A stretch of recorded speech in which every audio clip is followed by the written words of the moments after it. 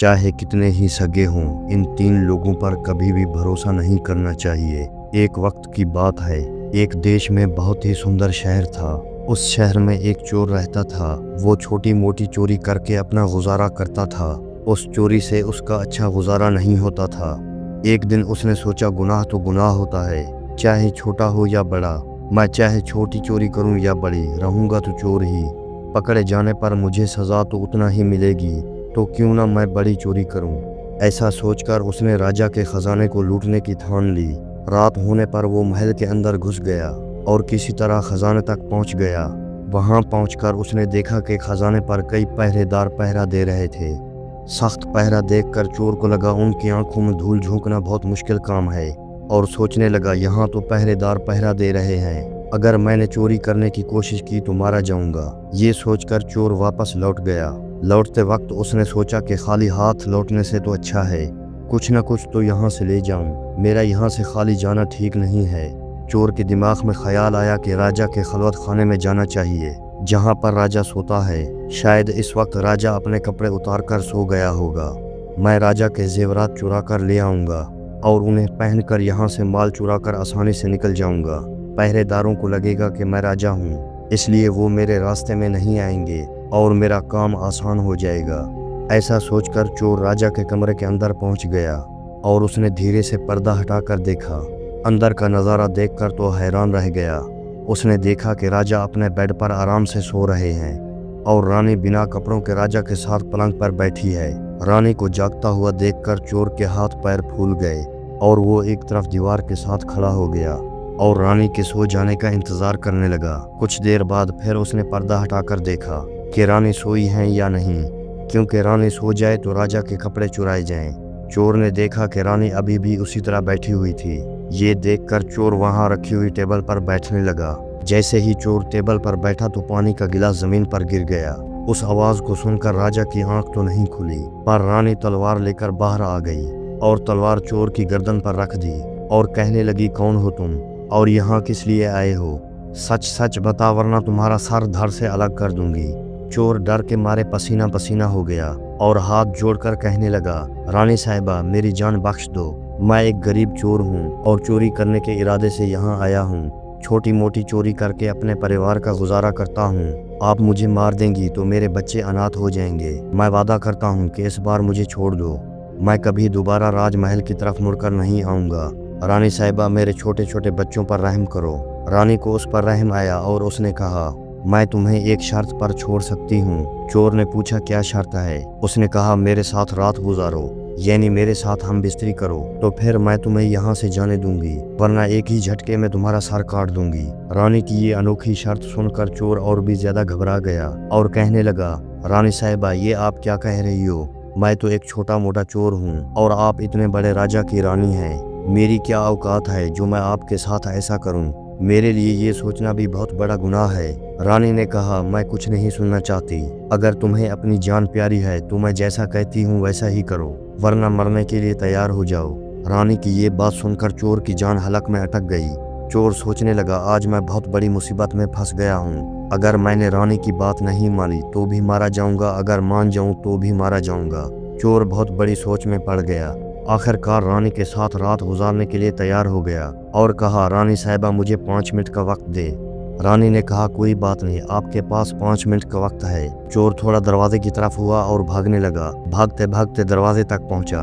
दरवाजे पर जो पहरेदार था उसने उसे पकड़ लिया और चोर से पूछने लगा। चोर डरा हुआ था। उसने पहरेदार को सारी बात बता दी कि मैं एक चोर हूँ और राजमहल में चोरी करने आया हूँ, लेकिन रानी ने उसे पकड़ लिया और छोड़ने के बदले एक शर्त रखी थी कि वो उसके साथ एक रात गुजारे, इसलिए मैं वहां से भाग आया। चोर ने कहा, मुझे जाने दें। पहरेदार ने कहा, मैं तुम्हें नहीं जाने दूंगा, जैसा आपको रानी ने कहा है आपको वैसा करना होगा। पहरेदार ने ये भी कहा कि तुम जाकर राजा को अपने हाथों से मारो। पहरेदार की ये बात सुनकर चोर और भी ज्यादा घबरा गया। चोर ने सोचा, पहले तो बच सकता था, अब तो बिल्कुल भी नहीं बच सकता। अगर जाकर रानी से ये बात कहूंगा तो वो मेरा सर काट देगी। अब चोर को चारों तरफ मौत ही मौत दिखाई दे रही थी। मजबूर होकर चोर वापस रानी के पास चला गया और कहने लगा, रानी साहिबा, मैं आपके साथ रात तो गुजार लूंगा। अगर उस वक्त राजा साहब नींद से जागेंगे तो ना आप बचेंगी ना मैं। राजा साहब हम दोनों को मार डालेंगे, इसलिए आपको एक काम करना होगा, आप अपने हाथ से राजा का सर काट दें। अगर आप इतना कर सकती हैं तो मुझे आपकी शर्त मंजूर है, वरना मैं आपके हाथों मरना पसंद करूंगा। रानी ने सोचकर जवाब दिया, कोई बात नहीं, मैं अभी राजा साहब को मौत के घाट उतार देती हूँ। रानी ने दोनों हाथों से तलवार पकड़ी और सोए हुए राजा का सर काट दिया। ऐसा करने के बाद रानी बेहोश होकर गिर पड़ी और उस वक्त चोर वहां से भाग निकला। सुबह राजमहल में शोर मच गया कि कोई राजा साहब को मार गया, मगर राजा साहब को मारने वाले का कोई पता नहीं चल पा रहा था। रानी भी जोर जोर से रो रही थी, मगर एक पहरेदार के अलावा और कोई नहीं जानता था कि राजा को रानी ने मारा है या चोर ने। रानी ने कहा, मैं भी राजा के साथ जाना चाहती हूँ। तो पहरेदार ने कहा, रानी साहिबा, आप तो राजा के साथ जाना चाहती हैं, मुझे बस इतना बता दें कि राजा साहब को आपने मारा या चोर ने। ये बात सुनकर रानी चौंक गई कि इसका मतलब इस बात को पहरेदार भी जानता है। रानी ने कहा, सुनो, राजा को ना मैंने मारा है ना उस चोर ने। अगर तुम्हें ये बात जाननी है कि राजा को किसने मारा है तो शहर के बाहर एक जंगल है, उसमें चले जाओ। वहाँ पर झोपड़ी में बुढ़िया रहती है, वो तुम्हें इस राज के बारे में जरूर बताएगी। पहरेदार को ये बात जाननी थी। रानी की बताई हुई जगह पर वो पहुंच गया जहाँ पर वो बुढ़िया रहती थी। पहरेदार उस बुढ़िया के पैर पकड़कर बोलने लगा, मैं एक राज जानने के लिए आपके पास आया हूँ। राजा साहब को किसने मारा है मुझे बताइए। बुढ़िया कहने लगी, तुझे ये राज जानना है तो तुझे एक काम करना होगा। मेरी झोंपड़ी के बाहर एक बकरा बंधा हुआ है, तू अपनी तलवार से उसका सर काट दे। सर काटते ही बकरे का धड़ जमीन पर गिर जाएगा और उसका सर हवा में उड़ने लगेगा। तब तुम उस बकरे के सर के कान पकड़कर लटक जाना। बकरे का सर तुम्हें जहाँ पर ले जाए वहाँ पर तुम्हारे सवाल का जवाब मिल जाएगा कि राजा को किसने मारा है। अब पहरेदार ने वैसा ही किया। पहरेदार ने उस बकरे का सर काट दिया। बकरे का सर कटते ही हवा में उड़ने लगा। पहरेदार ने बकरे का सर पकड़ लिया और वहां से उड़ने लगा। बकरे का सर उसे एक भयानक जगह पर ले गया। जैसे ही पहरेदार वहां पर उतरा, उसने सोचा यहाँ तो कोई भी नहीं है, यहाँ पर कौन मुझे राजा की मौत के बारे में बताएगा। वो जगह एक जिन की थी। एक जिन और उसकी बेटी वहां पर रहते थे। जिन ने सोचा कुछ खाने के लिए बाहर से ले आऊं। फिर उसके बाद उसकी बेटी गुफा से बाहर आई। बाहर आकर उसने देखा कि एक हट्टा कट्टा नौजवान खड़ा है। जिन की बेटी ने सोचा कि मैंने इसे खा लिया तो मेरे एक वक्त की भूख मिट जाएगी। अगर मैंने इसे जिंदा रखा तो ये नौजवान मेरे बहुत काम आएगा। उसकी बेटी ने एक खूबसूरत लड़की की सूरत इख्तियार की और उसके सामने आ गई। इतना खूबसूरत लड़की उसने आज तक पहले कभी नहीं देखी थी। उसने उसे देखते ही उसका दीवाना हो गया। लड़की भी उसे अपनाने के लिए आई थी, इसलिए उसे अपने गुफा में ले आई और उसके साथ खूब मस्ती की। जब उसके बाप के आने का वक्त हुआ तो उसने उसे मक्खी बनाकर दीवार पर चिपका दिया। राक्षस आया और उसने बेटी से पूछा कि मुझे कोई इंसान की बदबू आ रही है, मुझे लगता है कि कोई आदमी हमारे गुफा में आया है। तब बेटी बहाना बनाकर कहने लगी, हमारे होते हुए कौन यहाँ पर आने की जुर्रत कर सकता है। इस तरह उसने अपने बाप को गुमराह कर दिया और रोज रात को उसे आदमी बनाकर उसके साथ मस्तियां करती और दिन में उसे मक्खी बनाकर दीवार में चिपका देती थी। ऐसा करते करते पहरेदार को काफी दिन गुजर गए। अब उसे अपनी बीवी और बच्चों की याद आने लगी। पहरेदार वहां से रोज निकलने की कोशिश करता, वहां से नहीं निकल पा रहा था। एक रात उसे वहां से भागने का मौका मिला, वहां से भाग निकला। वो वापस अपने घर पहुंच गया।